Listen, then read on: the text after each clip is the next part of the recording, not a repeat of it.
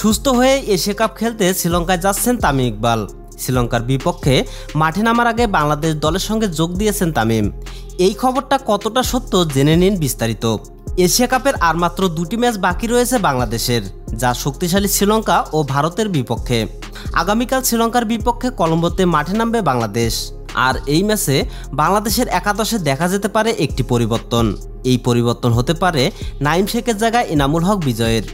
আর Asia cup খেলতে কোনোভাবে শ্রীলঙ্কায় যাচ্ছেন না তামিম ইকবাল, কেননা টিম ম্যানেজমেন্ট আগেই বলে দিয়েছে এশিয়া কাপ খেলবে না তামিম। তাকে পাওয়া যাবে নিউজিল্যান্ডের বিপক্ষে ওয়ানডে সিরিজে। এদিকে পাকিস্তানের বিপক্ষে ম্যাচ হারের পর গুঞ্জন উঠেছে এশিয়া কাপ খেলতে শ্রীলঙ্কায় যাবেন তামিম ইকবাল। তবে এই খবরটি সম্পূর্ণরূপে মিথ্যা। পাকিস্তানের বিপক্ষে যে একাদশ নিয়ে মাঠে নেমেছিল বাংলাদেশ, ঠিক একই একাদশ নিয়ে শ্রীলঙ্কার বিপক্ষেও মাঠে নামবে টাইগার বাহিনী। তবে একটি জায়গায় আসতে পারে পরিবর্তন। ওপেনিংয়ে দেখা যেতে পারে এনামুল হক বিজয়কে। এছাড়া দলে আর কোনো পরিবর্তন আসার সম্ভাবনা নেই।